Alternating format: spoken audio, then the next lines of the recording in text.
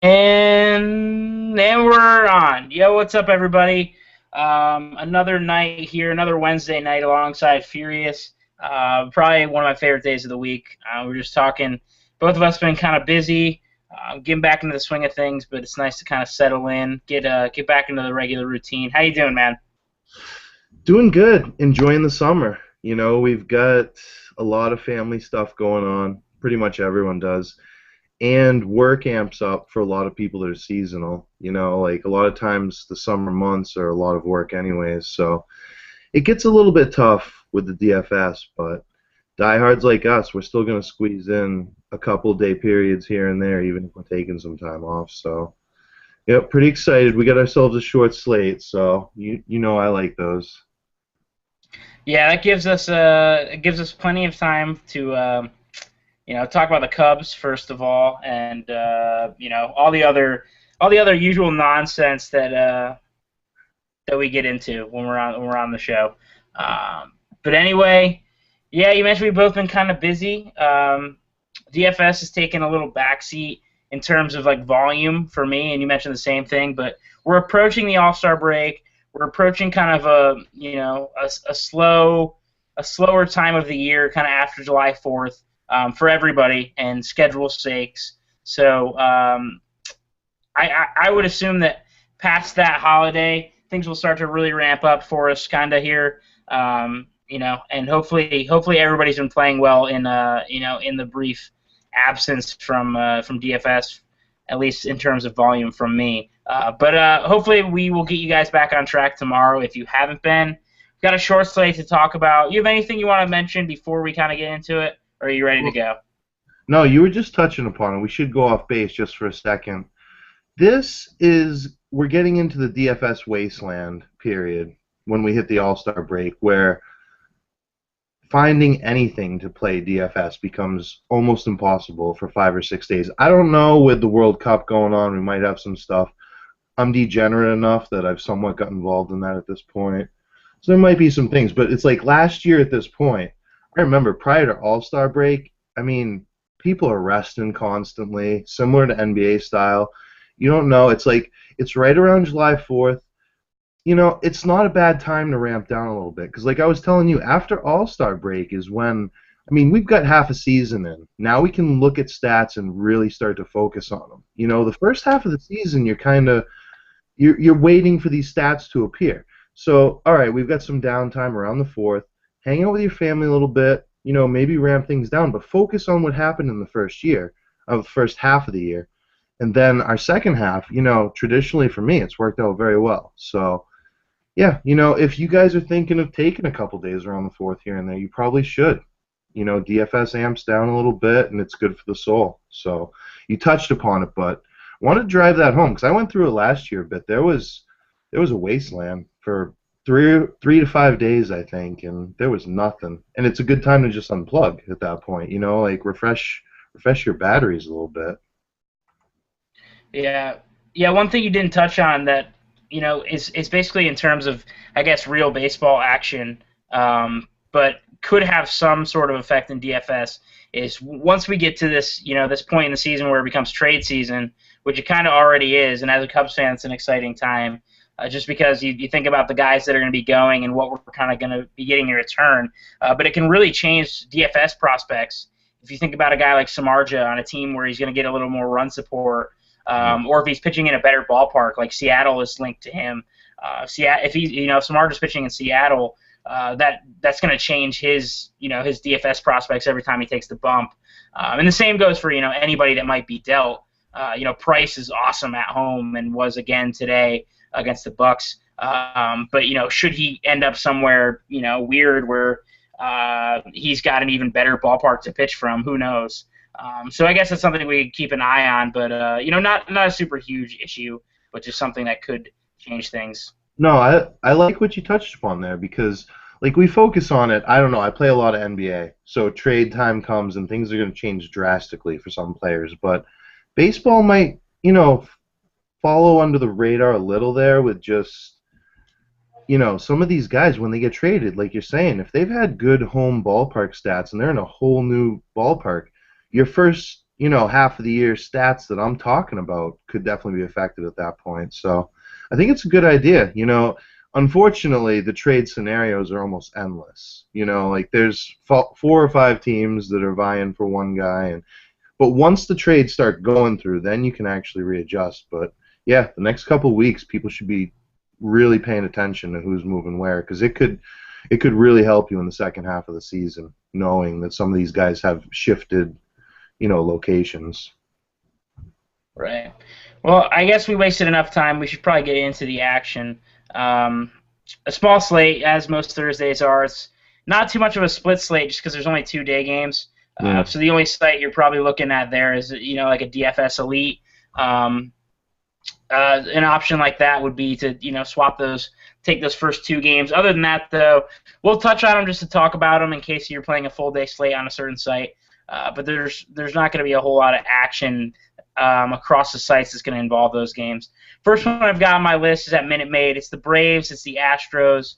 An interesting matchup with the arms here, mainly because I think I might like Mike Minor a whole lot, and Jared Kozart for the Stros. Yeah. Any initial thoughts? No, I looked at them, even though it's like I'm going to be focused on the night slate because that's pretty much where DFS is headed. But you do have the 2 games. Not to sidetrack us again, but at some point we need to talk more about DFS Elite because there's been a lot of buzz going on about that, and even people like me, I haven't actually even signed up at this point. I probably will in the future just because I don't know exactly how it works. But like I said, we'll get to that in the future. It's a good thing you touched upon. Kozart, he's been surprising. It's like you look at those 2 names and you'd instantly think Minor is the pitch you want to go with, but it's in Houston, so that always scares you. But Kozart's going up against the Braves, a traditionally K-happy team. So I don't know. It almost feels like even though the gut says to go with hitters because you're in Houston, the 2 pitchers playing, I might be looking more at them, especially because they're probably going to be affordable, especially Kozart.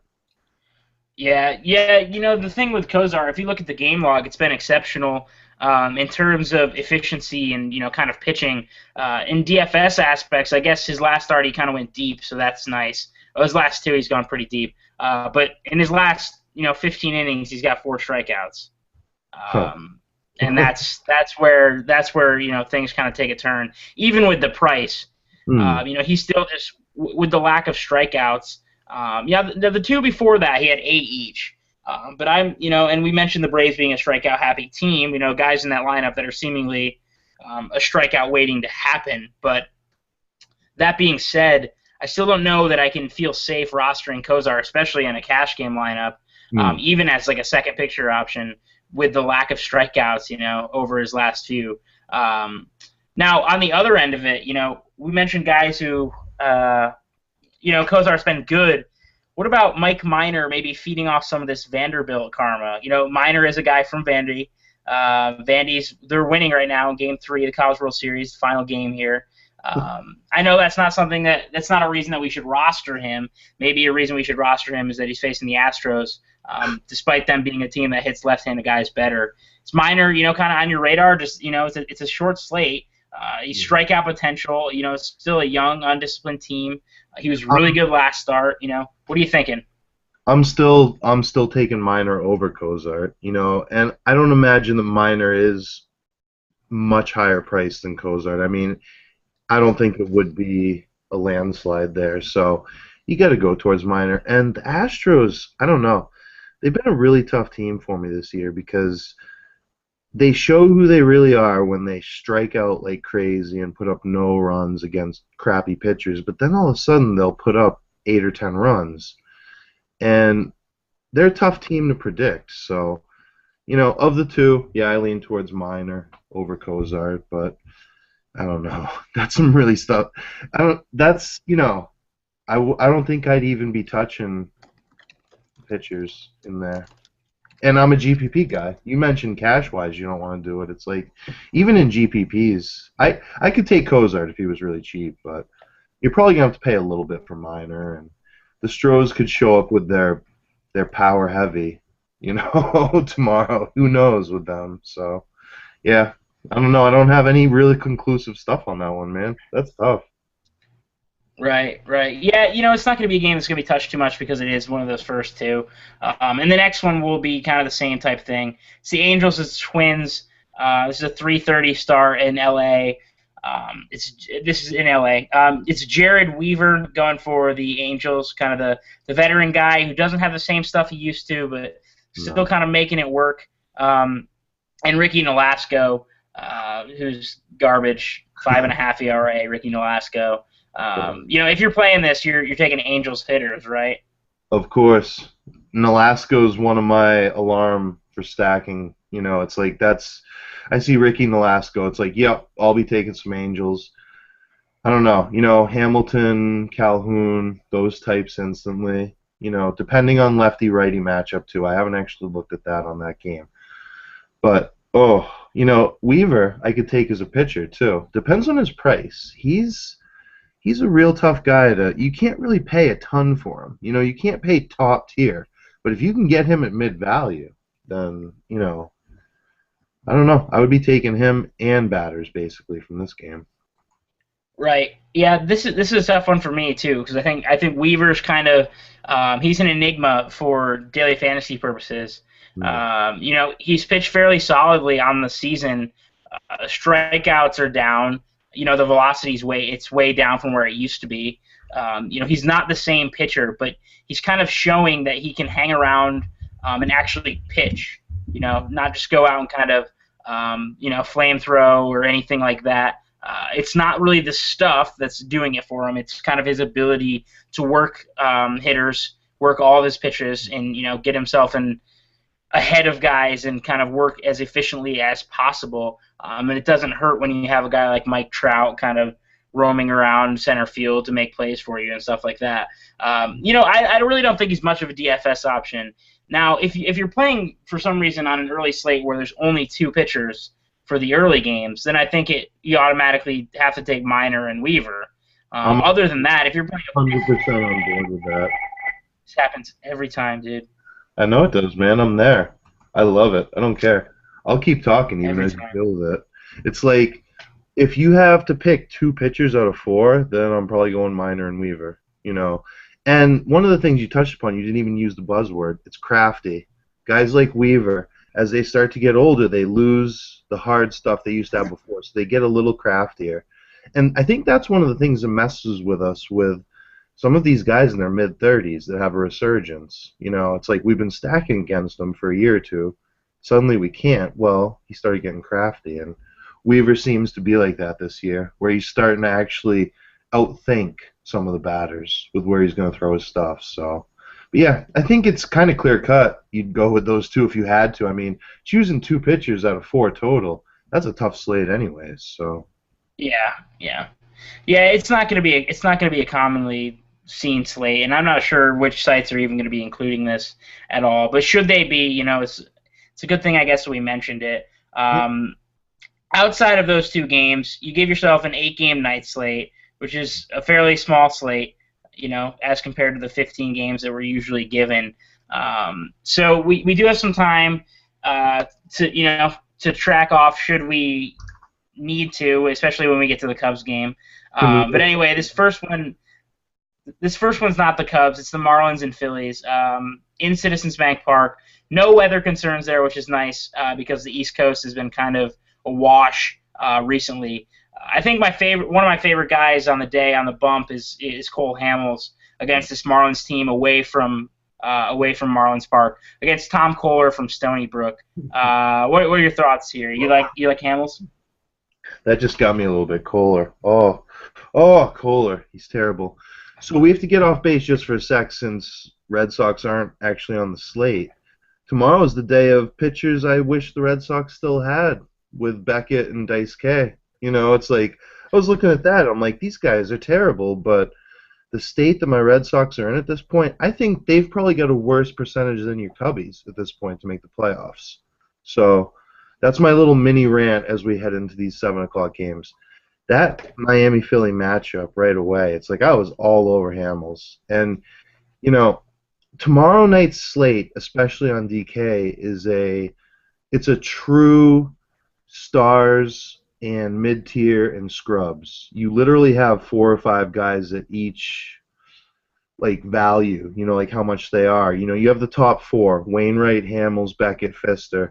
It's like Hamels is number 2, and I don't know. Looking at the stuff, he's got Miami against him. I can really see myself getting behind him a lot. Kohler, on the other hand, I've had words for him in previous shows. I don't know. I can't do anything with that. So, but yeah, Hamels instantly of those top four, came out as the guy I'm going to have the most besides Wainwright, maybe, but yeah, I can definitely get on board with Hamels. He's been really strong, and I mean, he's 10-6 on DK, but you're going up against Miami. I don't necessarily like it that it's in Philly because he seems to do worse there with his splits, but still, 10-6 is not bad for an ace like Hamels against Miami, who, Yelich, he's probably going to strike out a couple times, right? Yeah, he's on the DL, so unfortunately.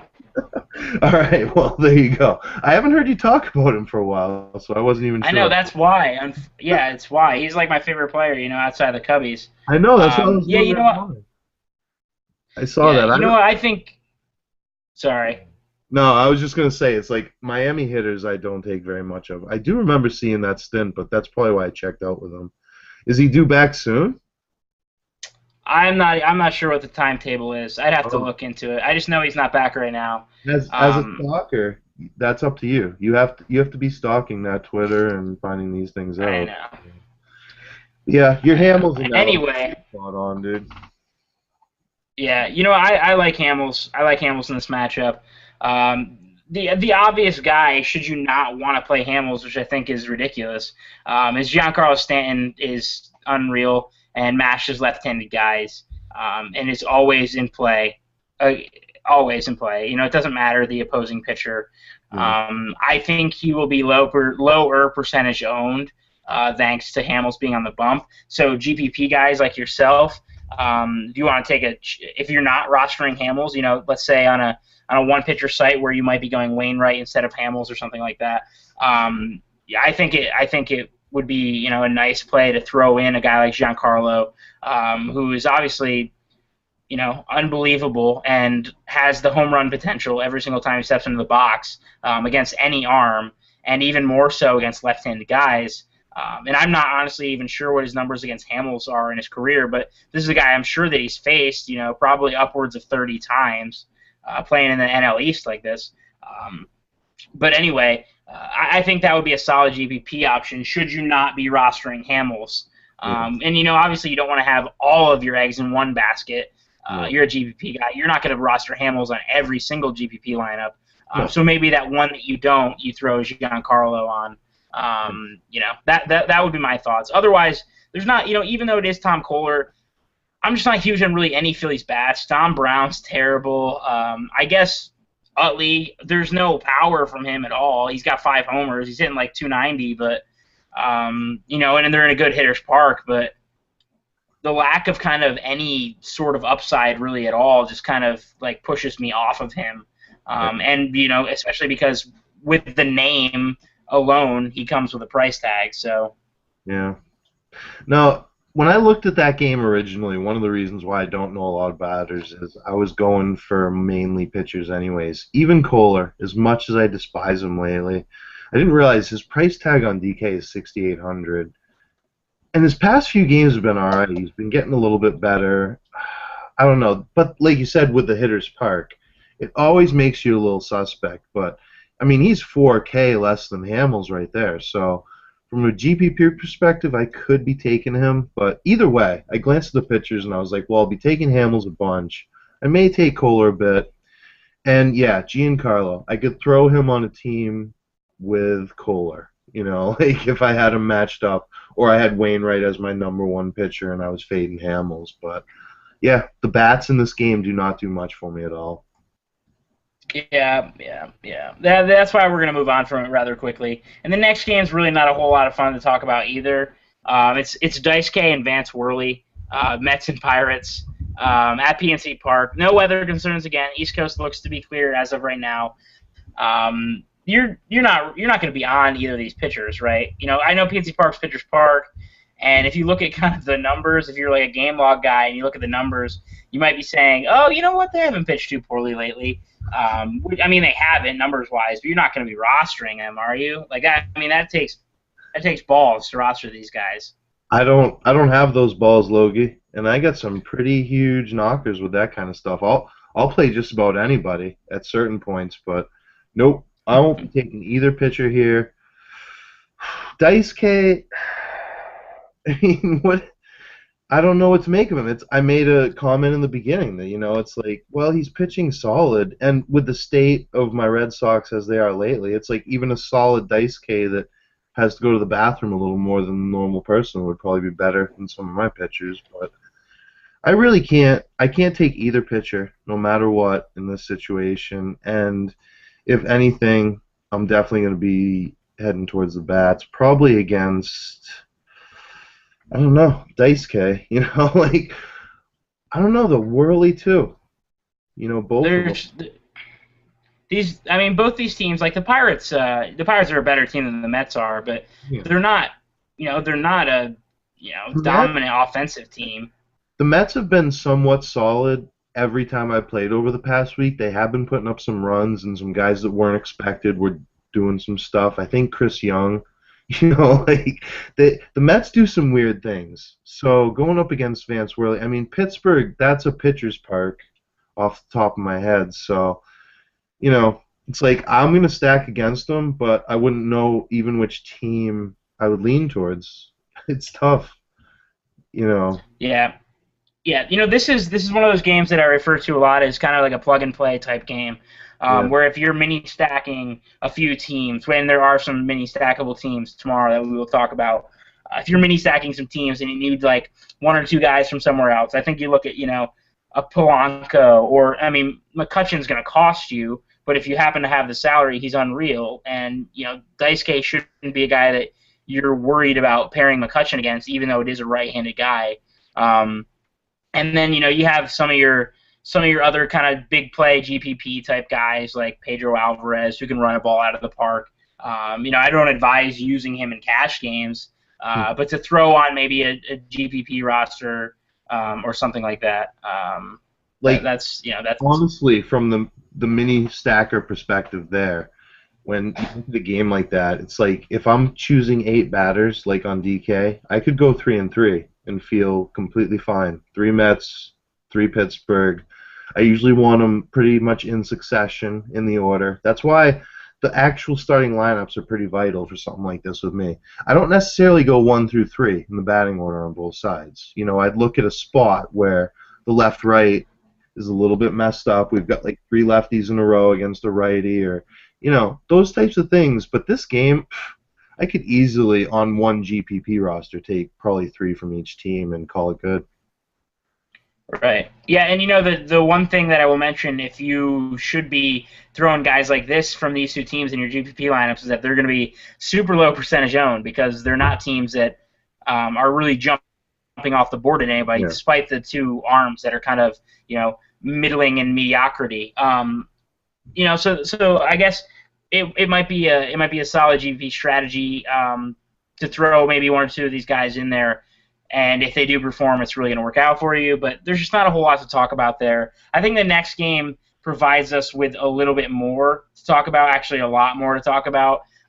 It's at the Rogers Center, which should automatically kind of tip you off that, like, hey, Blue Jays bats are in play, and then the White Sox are throwing Scott Carroll. So that should also say, doubly, hey, the Blue Jays bats are in play. I saw Reyes homer tonight.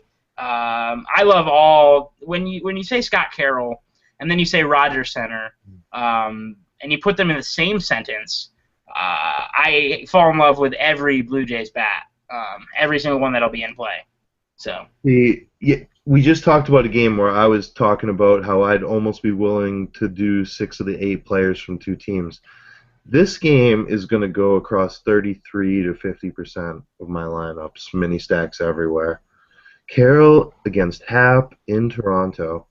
I saw that instantly, and I mean, Cy Happ is gone. He's doing his thing. So White Sox are definitely in play, but like you said, you see Carroll, and suddenly you get a little just indigestion of sorts. Like, oh man, against Toronto in Toronto. All right, we're gonna be doing some serious Blue Jay work tomorrow. But yeah, that's another game where neither of those pitchers. I always look at the bottom tier guys, like because I like to include one on my GPPs, like 10 to 20% of my lineups maybe. These guys I'm really struggling with tomorrow, and Happ and Carroll are third and fourth from the lowest on DK. It's like I can't find any scrubs that I would play for pitchers, so it really makes me want to go after the hitters. But I'll be favoring Toronto against the White Sox guys for sure. Yeah, and here let me just mention this real quick. If you're looking at these two teams, and I think there are plays on both sides, like you mentioned, Jose Abreu also homered tonight, and against J.A. Happ or J. Happ or whatever the hell he wants to be called, is definitely in play, especially in a great hitter's park. Joey Bats isn't there in that Blue Jays lineup right now, which kind of stinks, but it does open up some value in that lineup, which, I guess you could see as maybe a pro to Joey Bats not being there, is that you're going to be able to roster one more guy from the team in a good spot at a price that's going to allow you to grab, Wainwright or Cole Hamels or something like that. So I guess that's something that we should maybe consider. The one thing I do want to mention, though, that I'm trying to work my way into talking about, I always kind of have something else pop up as I'm saying something, is the amount of guys that are going to have the platoon advantage there tomorrow. And, that's what I think you really want to take advantage of. You're going to have Reyes, Cabrera, they're both switch hitters. Lind, Navarro's a switch hitter. Juan Francisco mashes righties. Rasmus is there. Gose is in the lineup tonight. I mean, Gose and Kawasaki, they're not guys that, you want to throw in those stacks, especially if you're doing smaller stacks. If you're pairing 3 or 4 guys together, you're not going to include Ghost or Kawasaki. But if you're playing a DK where you can fit 6 or 7 guys or whatever, 5 or 6 guys or whatever, and you're looking for the price and you still want a premium matchup, that's where you can look. And, everything kind of checks off. When we're looking for value, we're looking to try to, check off these little boxes like, hey, platoon advantage, good matchup, good salary. And all 3 of those things are going to be checked when you talk about a guy like Anthony Gose or Kawasaki. And I'm not crazy about either one of those guys with their abilities. Or, even if you're one of those guys that just looks at their stats, you're not going to be crazy about those things. And rightfully so, you shouldn't be. But they do provide kind of that one thing that we're looking for that allows you to pay up for one other guy. It allows you to fit Edwin. It allows you to fit, some guy against Christian Friedrich tomorrow. It lets you fit Braun or Lucroy or something like that. So I think that's important to note. And it's not necessarily going to be those guys. Those are the guys that are in the lineup now. That's the difficulty of doing the show right now. But there will be value to be had in that lineup. I can guarantee you that. No, I think you nailed it. Even Rasmus, you mentioned him, but you didn't go too hard. You focused on Ghost and Kawasaki. But it's like these guys, when you've got an E5 that's almost $6,000, you want to fit Edwin in. It's like you need 1 or 2. You do a 3-person stack, it's really hard to take 2 guys, like you were saying, like a Ghost and Rasmus together with E5. But if you're going more than 4 or 5, I think you got to have 2 out of 3 of those guys for a J stack. Especially Rasmus. I don't know. He's not much more expensive than the others, and they're all under 4K. So you really touched upon the value there on a stack that could be pretty big tomorrow. Scott Carroll, we both were kind of like, is this real? Ooh. Yeah. You know what? That's it's going to be an attractive game for run scoring. We can say that. We got to see what the lineup is, but you get 1 hat tip for finding the value in the Toronto stack, not just going with all the high price guys. So there you go. Yep. That's my goal every single night I come on here is to get 1 furious hat tip. And we give you one. One of these nights I'm going to drop I'm allowed 1 vulgarity per episode, so you get 1 hat tap. No. Nice. One of these nights I'm just going to drop the mic and walk off. It is not come yet. I have not found the right time. Anyway, we should move on. even though we do the show on Wednesday nights and we always have like a shorter slate on Thursdays, we always kind of run out of time because we expand things, which is good. But it's cutting into my Cubs discussion, and that's the next game on the list. So we will jump to that one. It's going to be Travis Wood for the Cubbies, who has been much better recently, and Doug Fister throwing for the Nats. Doug Fister has been real good, and I feel like this is a guy that could give the Cubs some fits. I think that was no pun intended there. With your original analysis here, it's like, well, we're gonna have to hear some serious in-depth stuff because Fister, he looks like a pretty solid pick. Is there a reason we should be taking your Cubbies tomorrow? You know what? There's no reason to really take any Cubs tomorrow outside of Starlin Castro or Anthony Rizzo. Anthony Rizzo, if you guys are not aware of what the guy is doing, before the season started, this is off, but you can go. Before the season started, I had this long debate with a few of my family members about whether or not Anthony Rizzo would eventually be a top 5 first baseman. And of course, the homer in me, plus the, actually like realizing the potential in Anthony Rizzo, and again, the homer in me. It was probably like a decision that was 80% homer based. I was fighting for Anthony Rizzo being a top 5 first baseman eventually in the game of baseball.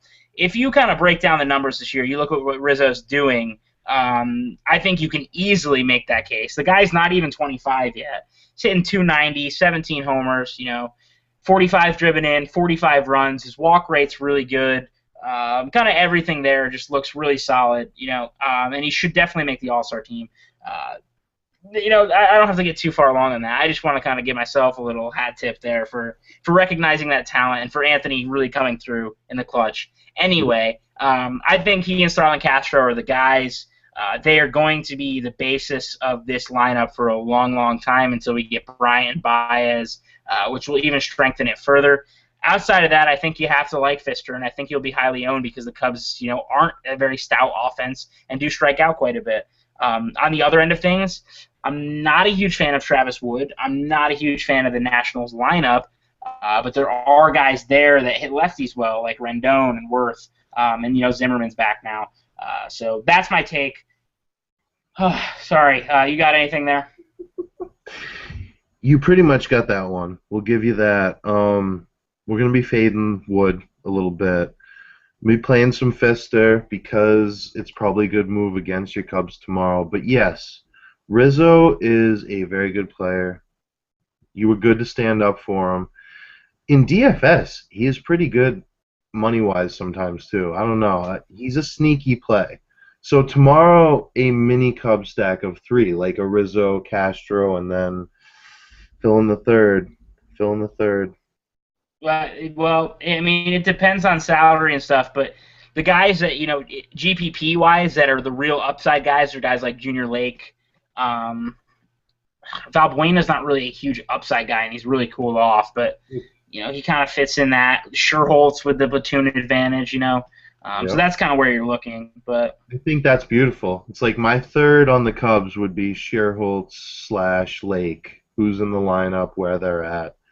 It's like I think it could be a little sneaky, but yeah, Fister, his price has been elevated because people still aren't giving you Cubs the respect, I guess, that they should at this point. But yeah, I could definitely do a slight 1 out of 6 of my rosters with a couple Cubs just to see what happens, but I'm probably going Fister mostly, and I'm not using many Nationals against Travis Wood, like you were saying. The Nationals are not very exciting, and I don't know. I haven't many stacked them for weeks without much success, so they don't seem to be a team that really scares me, but I still don't think that Travis Wood is, especially for cash games. It's like GPP, he's on the hairy edge of the lowest guy I might use besides a Kohler, but yep, I think you nailed it all, man.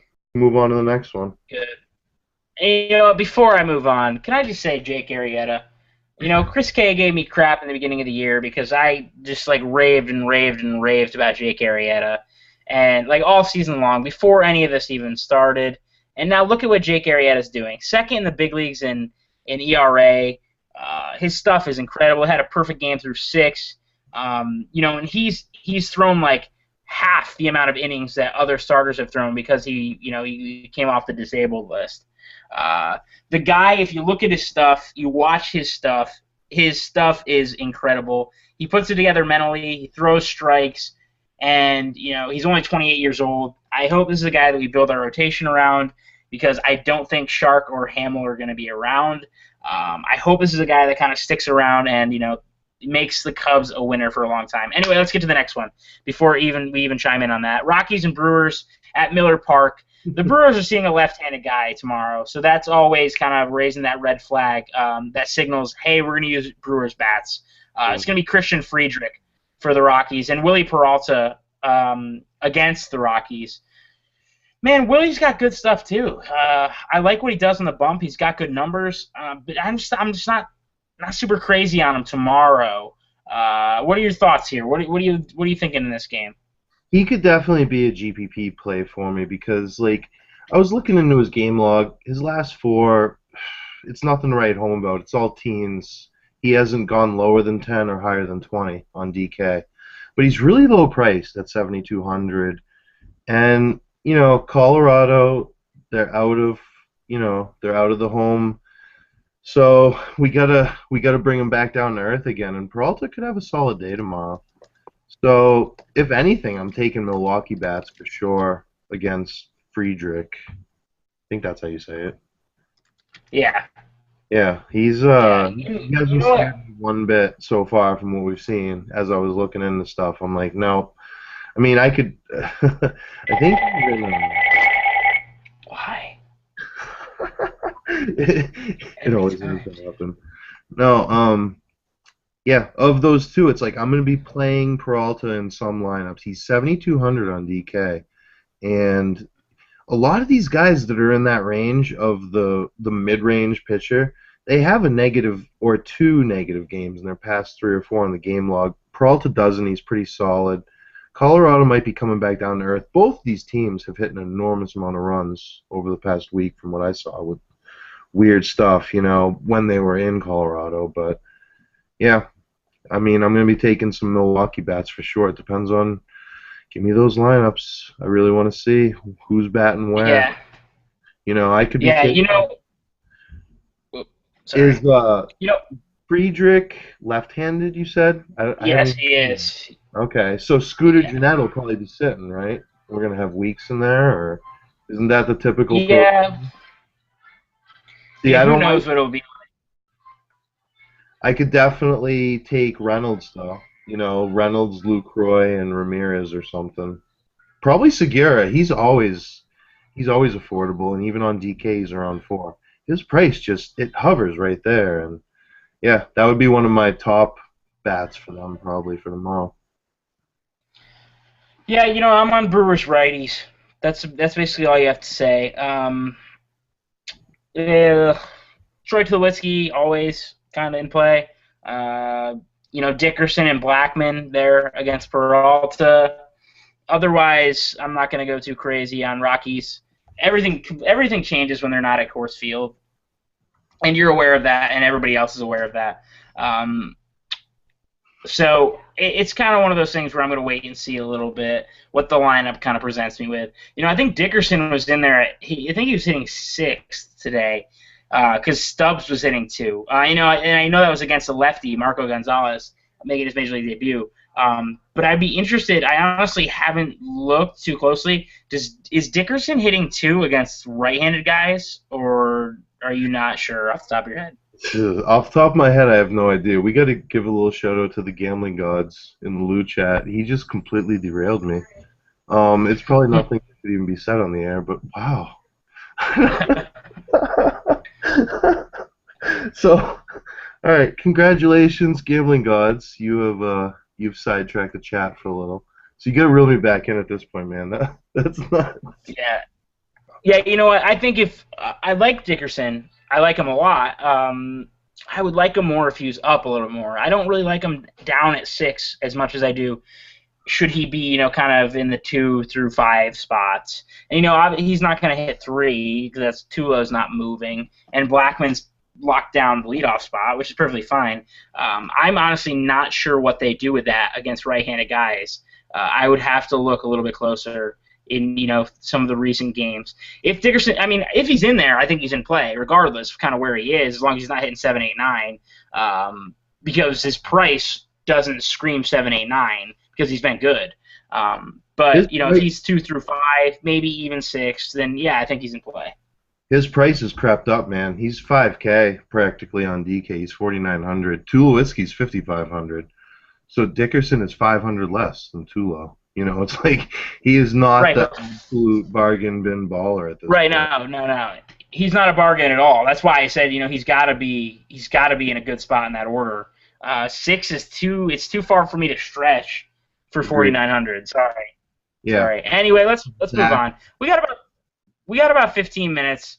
But we have 2 games, so that'll open up some time for some questions. And if we get out of here early, we get out of here early because people probably don't want to listen to me talk about the Cubs to fill in the rest of the time. Anyway, the next one is Cardinals. Sorry, go ahead. There's no Red Sox. It's like I usually have about 5 or 10 minutes of that. So,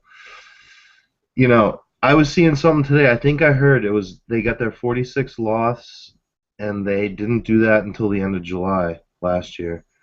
It was very discouraging, man. So, we don't want to talk about it too much, but it is kind of tough seeing that stuff. Last season it was pretty awesome. Matt Bell, he knows how good last season went. He's pretty pumped about it still. And I have to cling to that at this point because I think that our playoff percentage chances are probably less than yours at that point. So that's my little minute or 2 Red Sox rant, even though they're not on the schedule. Moving on. Good. Cardinals, Dodgers. Adam Wainwright. Yep. Kind of lock that in as maybe, 1, number 2 guy on the day, always kind of when he takes the mound. You don't have to say anything about Adam Wainwright. You say his name and you should kind of know that he's in play. Josh Beckett, who's been also very, very good. Is a little bit more interesting, I think.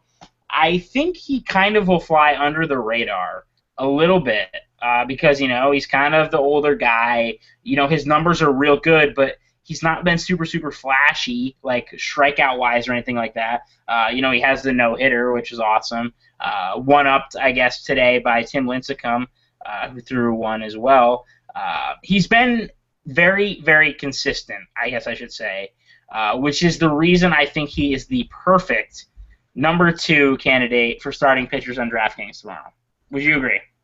I actually do at that point. When you're looking at the top 4, you got Wainwright versus Beckett. That's 1 and 3, and Hamels and Pfister. So you have to make a choice between Beckett and Wainwright usually. Now, that has come back to bite us a little bit from time to time when you have 2 of the top 3 pitchers or so price-wise going against each other. On a short slate, sometimes it is advantageous to take the 2 of them, but I don't know. I still feel like tomorrow is one where you have to pick sides. And Beckett's 2,000 less than Wainwright, and he's a guy that on DK, he's 9,300 and he can get you mid-teens or 30 or 35. Who knows? So, I don't know, man. It's tough. They're really, really expensive guys.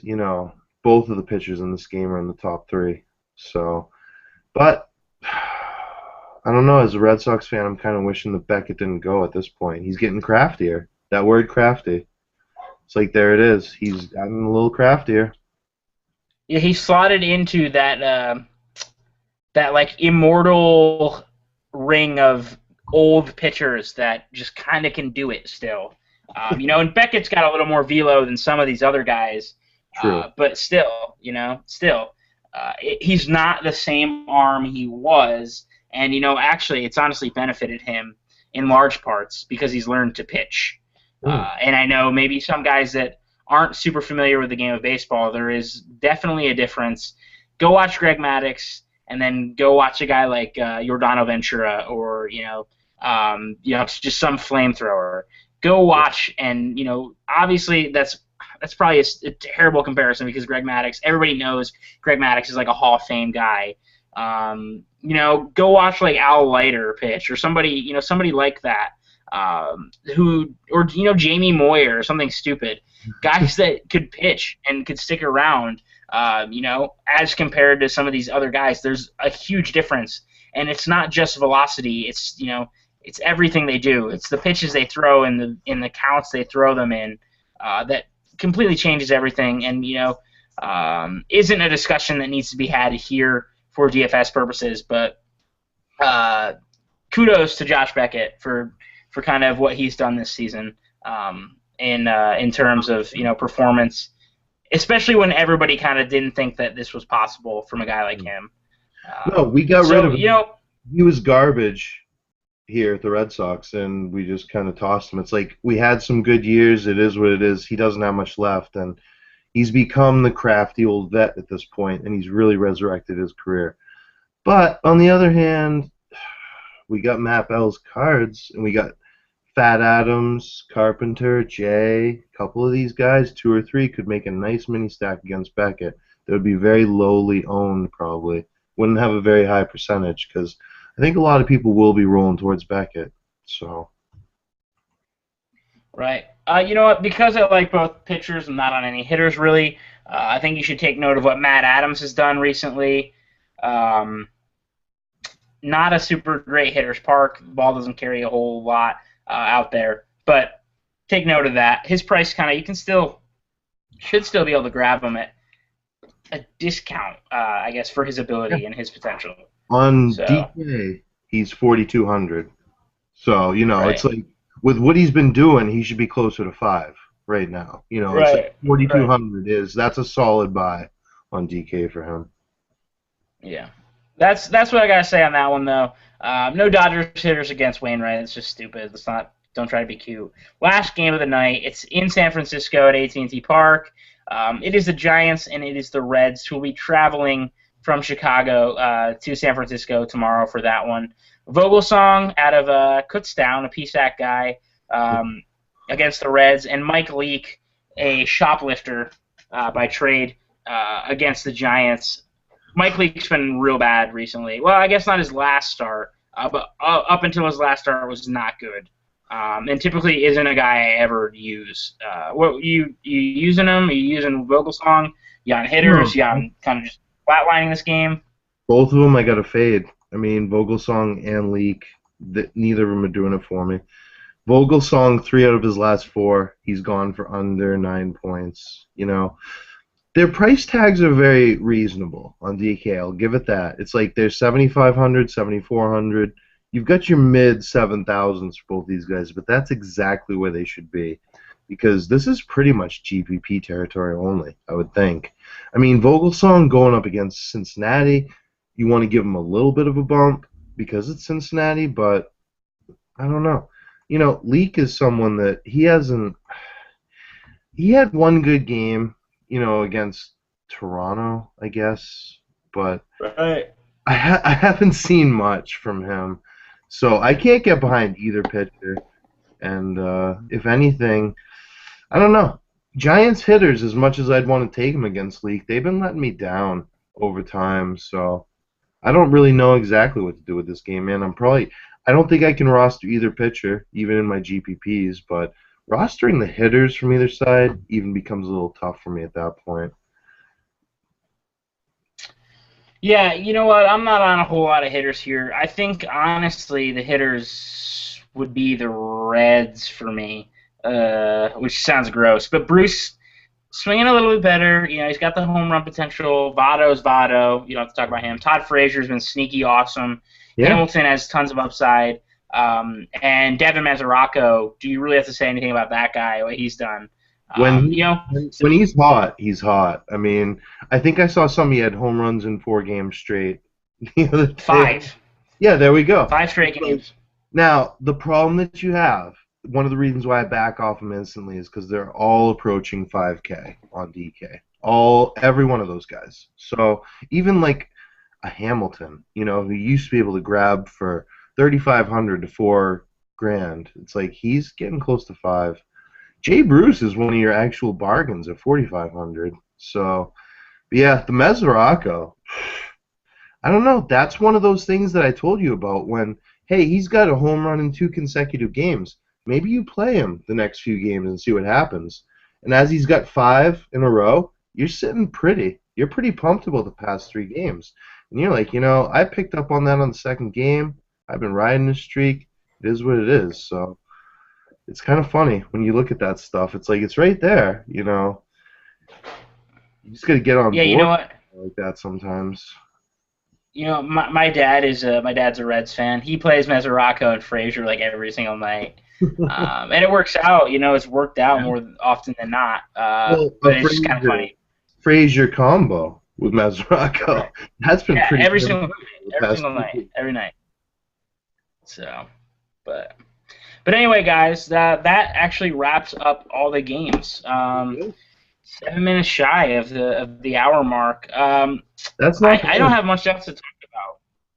I don't either because, I don't know, I've been talking to your age group, 20-year-olds and stuff. I've been giving them pointers about life and how to hit on girls, and it's been a little crazy of a ride. I'm giving some evil tools to these young kids that don't know how to handle it. So even though we have some space to fill, I'm probably gonna have to stay silent for a little bit longer because it's dangerous. You young kids, you don't know what's going on. You guys like text each other all the time. No one can talk face to face anymore. It's like I'm getting off on a little bit of a sideways rant there, but I'm gonna reel it back in. You know what? That is a common a thing that's said about our generation. Luckily, I do not put myself in that group. I text a lot too. I'm guilty of that, but I do not seem to have any fear or issues speaking with people face to face. Obviously, I wouldn't be doing this on here in front of a bunch of viewers if I was worried about that. So luckily, I do not have any issues with that, and that will set me apart from my generation just a tad. So. Dude, I've seen some weird stuff with, guys that they're going out with girls, and then it's like, well, I'm seeing her on Thursday, and it's Monday. And I'm like, well, what are you going to do over the next 3 days? Well, nothing.